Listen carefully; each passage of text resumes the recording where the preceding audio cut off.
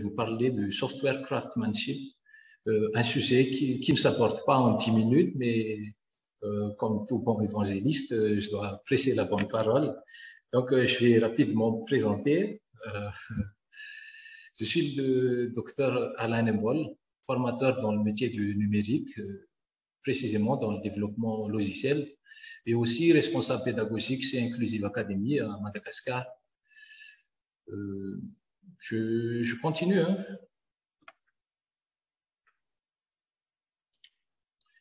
Ok, avant d'entamer dans le vif du sujet, hein, je vais vous parler plutôt rapidement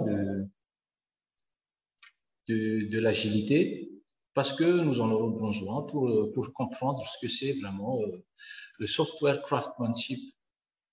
Et aussi parce que ça va être très rapide, parce que le temps est vraiment limité. Donc, je vais vous parler de l'agilité sur ce slide rapidement. L'agilité, c'est quoi?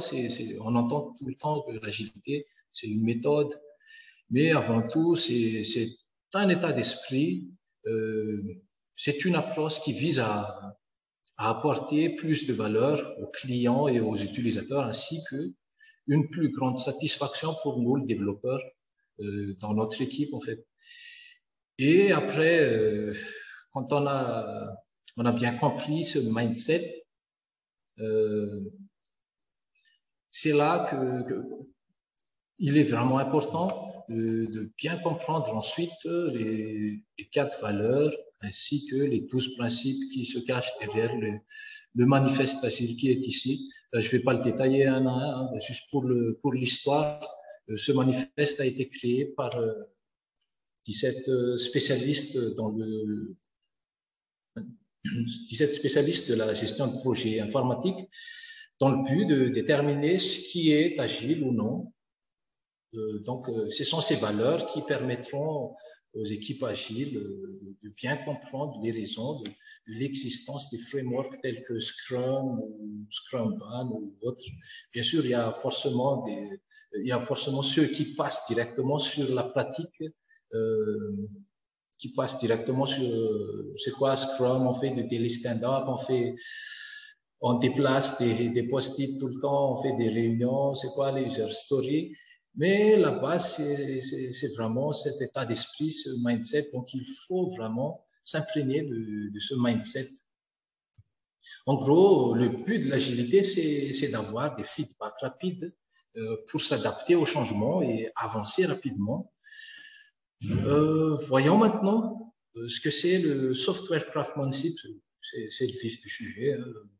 On va voir rapidement, on va le définir rapidement. Parce que 10 minutes, c'est pas vraiment évident de développer ce thème, mais on va quand même essayer. Software craftsmanship, c'est l'artisanat du logiciel en français. C'est pas une méthode comme la méthode agile, mais c'est plutôt un mouvement qui tend à professionnaliser, si on veut, le métier des développeurs avec des méthodes connues, méthodes de travail connues. Donc, à l'origine, au moment où ce mouvement a été lancé vers 2009, le software craftsmanship avait même été proposé pour devenir la 5e valeur du manifeste agile qu'on vient de voir tout à l'heure. Donc, le manifeste agile qu'on vient de voir tout à l'heure, je vous invite vraiment à le consulter si vous n'avez jamais consulté. Mais bon, voilà. Donc, dans ce manifeste, il y a 4 valeurs. On a voulu ajouter un 5e, donc la 5e valeur, mais le vote ne fut pas à l'unanimité, donc ils ont laissé tomber. Quoique, les software craftsmanship ne s'est pas arrêté là parce que c'est un mouvement déjà. Donc, ils se sont réunis aussi pour concocter leur propre manifeste que nous allons découvrir tout à l'heure. Du coup, c'est quoi exactement le software craftsmanship? C'est pas une philosophie alternative à l'agilité, mais c'est plutôt son extension. Donc voilà, c'est pas une méthode, c'est pas une fiche de poste. Donc demain, on peut pas se postuler sur ça, sur le software craftsmanship. Du coup, si c'est ça le software craftsmanship, qui sont les software craftsman ou les software craftwoman? Mon software craftsman, c'est un nom propre, donc les filles, vous êtes déjà inclus dedans. Software craftsman ou artisan logiciel, donc ce sont les développeurs qui appliquent les valeurs décrites dans le manifeste du software craftsmanship. Donc, ils se reconnaissent grâce à ces traits que nous voyons ici, toujours vouloir s'améliorer continuellement, se perfectionner. Donc, derrière, c'est vraiment l'esprit agile, c'est vraiment l'état d'esprit agile qui se cache vraiment derrière. Aime le travail bien fait. Donc, si on aime le travail bien fait, c'est un peu la satisfaction quand on regarde notre merge request, par exemple, avec fierté. Toujours à la recherche de l'excellence, toujours comprendre ce qu'on fait, en fait. Donc, tout ça, ce sont des valeurs que l'agilité partage. Donc, il est vraiment important de partir sur la base de l'agilité pour pouvoir se lancer dans ce mouvement. Je parlais du manifeste de l'artisanat, du logiciel ou le manifeste software craftsmanship qui est uniquement destiné aux développeurs. Voyons rapidement ce manifeste rapidement. Donc, ce manifeste reprend donc les 4 principes du manifeste agile, tout en le faisant évoluer. On va voir rapidement, point par point, pas seulement des logiciels opérationnels, mais aussi des logiciels bien conçus. En gros, un logiciel bien conçu signifie que, quel que soit l'âge du logiciel, par exemple, si on a développé une application il y a 5 ans, donc maintenant on peut le maintenir facilement. Le code doit être maintenable et propre. Pas seulement l'adaptation au changement, mais aussi l'ajout constant des valeurs. Il ne s'agit pas seulement d'ajouter des valeurs, corriger des bugs, d'ajouter d'autres fonctionnalités, mais surtout d'améliorer constamment la structure, la propriété du code. Donc, c'est vraiment le clean code qui se cache vraiment derrière. Pas seulement les individus et leurs interactions, mais aussi une communauté professionnelle. Une communauté de professionnels. Donc, la communauté des artisans logiciels est vraiment responsable de la formation de la prochaine génération des professionnels. Dernier point dans ce manifeste, c'est pas seulement la collaboration avec les clients, mais aussi des partenariats productifs. Donc, les artisans du logiciel ou les software craftsmen ont vraiment besoin de projets réussis pour bâtir leur réputation et ils sont fiers de ce qu'ils ont accompli. En gros, c'est ça, en fait. Les vrais artisans logiciels prennent les besoins des clients pour leurs besoins.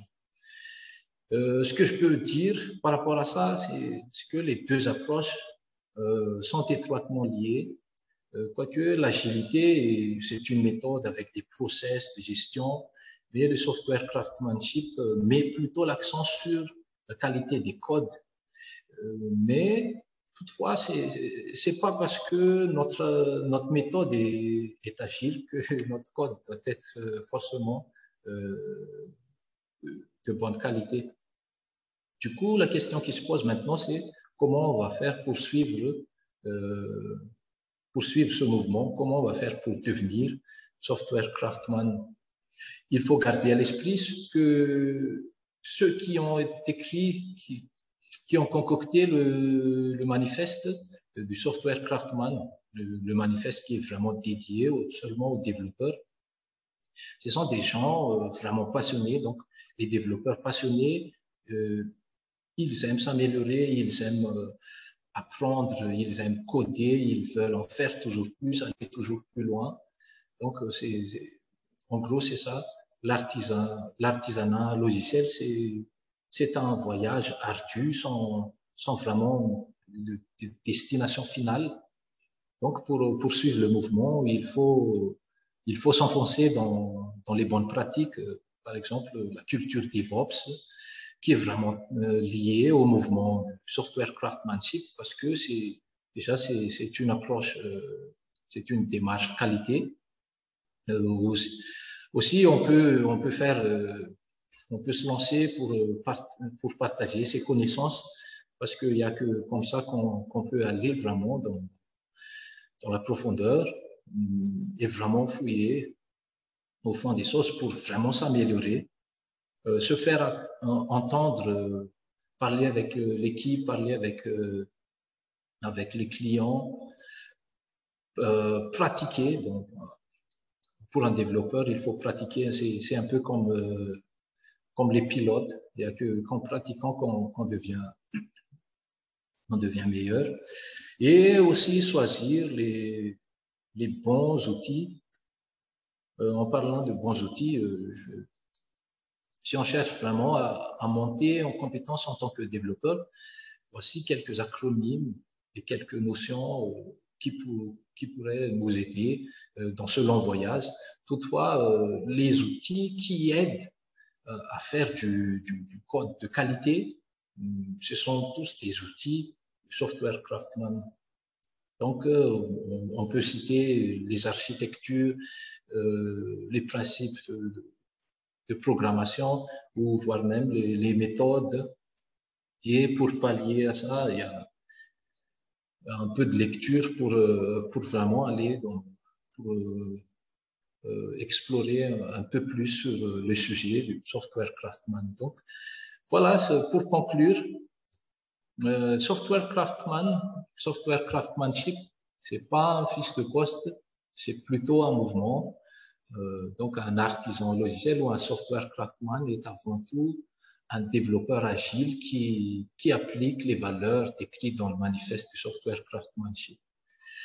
Sur ce, je termine mon intervention et je reste à votre disposition si vous avez des questions. Alors, c'était très bref.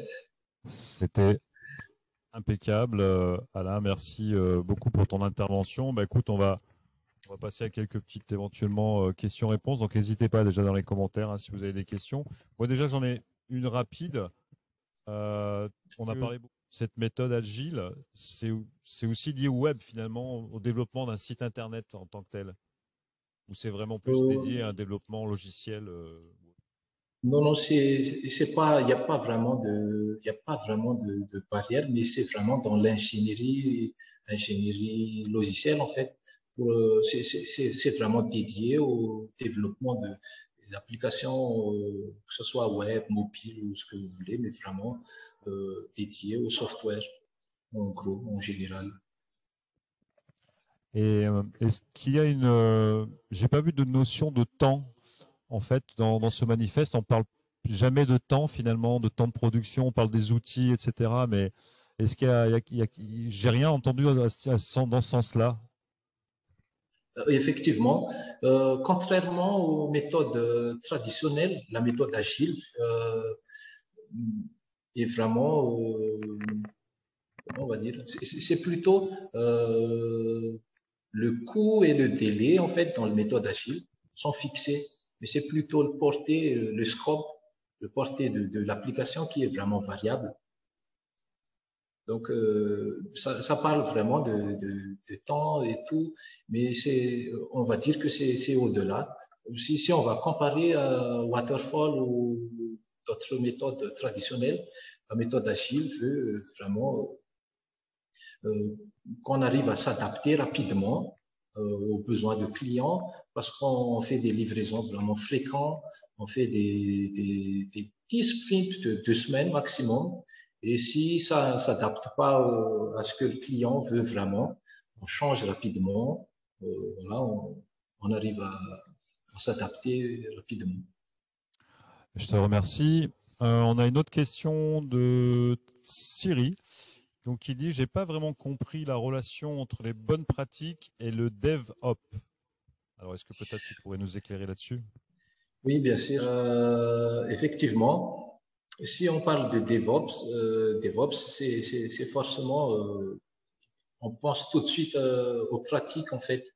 Du coup, il n'y a pas la culture DevOps derrière qui impose la qualité, les bonnes pratiques du développement. En fait, si on se lance dans le DevOps, obligé, on doit livrer quelque chose de qualité. On n'a pas vraiment le droit de livrer quelque chose de bâclé. Donc, la culture DevOps, vraiment, ça joint vraiment à cet état d'esprit de software craftsman. Merci. Alors, j'espère que ça répond à ta question, Tsini. Il a dit merci, voilà. Donc, je pense que ça répond à sa question. Fabien, tu avais des questions peut-être aussi? Oui, alors, ce n'est pas vraiment une question, plutôt une remarque. On a l'impression que dans ce mouvement que je découvre pour ma part, on a l'impression que c'est peut-être aussi une extension des anciens mouvements qu'il y a eu dans la culture numérique, notamment celle du logiciel libre. C'est un peu ça, hein. Oui, le mouvement du côté sur le mouvement sur les logiciels libres, c'est plutôt dans le sens du partage. Du coup, ça joint aussi à cet état d'esprit. Oui, effectivement. Mais le mouvement du software craftsmanship, c'est vraiment au niveau de développeur. S'il y a un développeur, il faut que le code qu'il développe, qu'il écrit, en fait, il faut que ça soit nickel, il faut que ça soit irréprochable et que ça soit propre et qu'on arrive à maintenir d'ici 10 ans et voilà. Et que ça arrive à suivre l'évolution des techs en ce moment. Alors du coup, j'ai envie de te demander, puisqu'on est à Madagascar, tu es de Madagascar, est-ce que c'est une culture qui est en train de se développer du coup chez vous? Est-ce que c'est quelque chose qui commence à être ancré? Est-ce que c'est quelque chose quelque part de nouveau? Comment ça se passe en fait au niveau de Mada? En fait, puisque c'est un mouvement, il n'y a pas vraiment de représentants, mais forcément, il y a ceux qui le pratiquent sans le savoir, en fait, parce que tous ceux qui font des bons codes, des codes propres, sont des software craftsmen. Bah, écoute, je te remercie.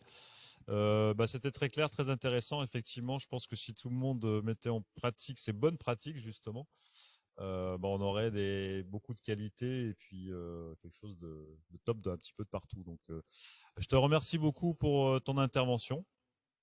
Merci beaucoup. beaucoup. Écoute, je t'invite à suivre les autres intervenants si tu veux.